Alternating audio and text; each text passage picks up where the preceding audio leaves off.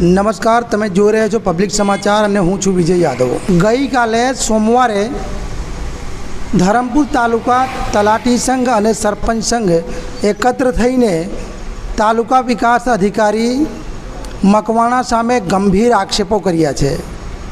તલાટી સંઘ દ્વારા લેખિતમાં જિલ્લા વિકાસ અધિકારી સહિત ધારાસભ્ય, જિલ્લા ભાજપ પ્રમુખ અને જિલ્લા પંચાયત પ્રમુખને ફરિયાદ આપવામાં આવી છે। જે ફરિયાદમાં લખવામાં આવ્યું છે કે તાલુકા વિકાસ અધિકારી મકવાણા તેમની પાસે દર મહિને એક ગ્રામ પંચાયત દીઠ ₹5000ની માંગણી કરે છે અને તલાટીઓ સાથે ગેરવર્તણૂક કરે છે। સરપંચ સંઘે પણ આ જ ફરિયાદ આપી છે। સરપંચ સંઘે અને તલાટી સંઘે બંને અલગ અલગ ફરિયાદ આપી છે। ભાજપ સમર્થિત સરપંચોએ પણ સર્કિટ હાઉસની સામે બહાર જમીન પર ધરણા પર બેસી ગયા હતા અને ત્યાં ધારાસભ્ય અરવિંદભાઈ પટેલને લેખિતમાં ફરિયાદ આપી હતી। ફરિયાદ આપતી સમયે થોડીક વાતચીતમાં વાદ વિવાદ પણ ઊભો થયો હતો।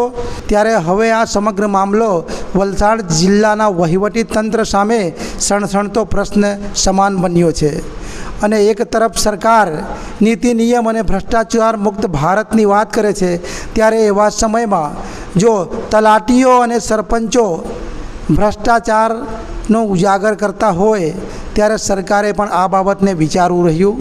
ત્યારે આ સમગ્ર પ્રકરણમાં હવે તંત્ર તાલુકા વિકાસ અધિકારીએ ખરેખર તેઓની સાથે ગેરવર્તણૂક કર્યા છે, તેઓની પાસેથી રૂપિયાની માંગ કરી છે, તેની તપાસ કરવી જોઈએ। વિજયભાઈ પાનેરિયા સરપંચ સંઘના મહામંત્રી તરીકે છું અને અમારી જે સરપંચોની જે માંગણી હતી કે જે અમારા 5 લાખ સુધીના કામો પંચાયત કરી શકે, પણ ડીડીઓ સાહેબે હમણાં હાલે જે સીસીટીવી કેમેરા અને પમ્પિંગ મશીન ડાયરેક્ટ એજન્સીને કામ સોંપી દેવામાં આવેલું અને એ એજન્સી અમારા પર ઓટીપી માગી, અમે ઓટીપી આપી નથી અને તે બદલામાં તલાટીને દબાણ કરવામાં આવ્યું કે તમે જે આ કાર્ય નહીં કરશો તો તમને આ રીતે હું હેરાન કરીશ। ગમે તેવા શબ્દો વાપરીને ડીડીઓ સાહેબે વાત કરી, એ અમે ચલાવવા માંગતા નથી અને કોઈ બી તલાટી હોય કે સરપંચ પર સીધી આંગળી ચીંધશે તો અમે કોઈ બી ટીડીઓ કે કોઈ બી અધિકારી અમે સરપંચ સંઘ અમે છોડશું નહીં, એ અમે ખાતરી આપીએ છીએ। અને બીજું કે અમારા તલાટીને સરપંચ અને તલાટી કોઈ ખોટું કામ કરતા નથી। અમે કોઈ ખોટું કામ કરીએ તો અમારા પર કોઈ એક્શન લેવા તમે તૈયાર રહેવાનું। અમે કોઈ દિવસ ખોટું કામ કરતા નથી, પણ ખોટું કરાવવા માંગે એ ચલાવી લેવામાં આવશે નહીં। ધારાસભ્યોએ શું કીધું તમને? ધારાસભ્યએ ખાતરી આપી છે કે અમે યોગ્ય નિર્ણય અમે કરીએ અને એને અમે ખાતરી આપીએ કે હવે પછી ટીડીઓ આ રીતનું કાર્ય કરશે નહીં, એવી ખાતરી આપી છે અને એને અમે આવેદનપત્ર આપવા તૈયાર છે। ખાસ કરીને વિજયભાઈ એવું કહેવામાં આવી રહ્યું છે કે તલાટી પાસેથી ટીડીઓ નાણાંની માંગણી કરી રહ્યા છે, શું સાચી વાત છે?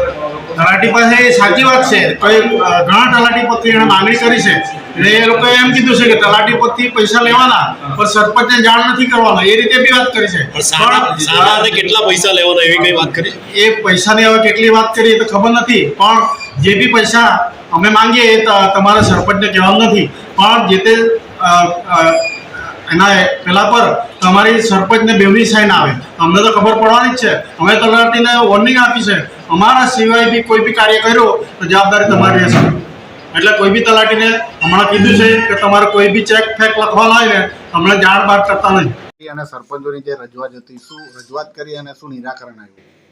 આજે અમારા ધરમપુર તાલુકા પંચાયતના જે સરપંચો અને તલાટી લોકોની જે પડતી મુશ્કેલી બાબતે અમારી સમક્ષ રજૂઆત આવી અને એ રજૂઆતમાં અમે વારાફરતી સરપંચોને શું વ્યથા છે, તલાટીઓ લોકોને શું વ્યથા છે, એ વ્યથાને અમે બધાની સાંભળી અને એ વ્યથાને સારી રીતે ઉકેલ આવે અને બધાને જ એ રીતે સાંભળીને એ લોકોને પણ અમે જે સાંભળ્યું સરપંચ લોકોને એમાં પણ એ લોકોએ સંતોષ વ્યક્ત કર્યો અને તલાટી લોકોએ પણ એમને અમે પૂરેપૂરા સાંભળ્યા અને એ લોકોએ પણ સંતોષ વ્યક્ત કર્યો।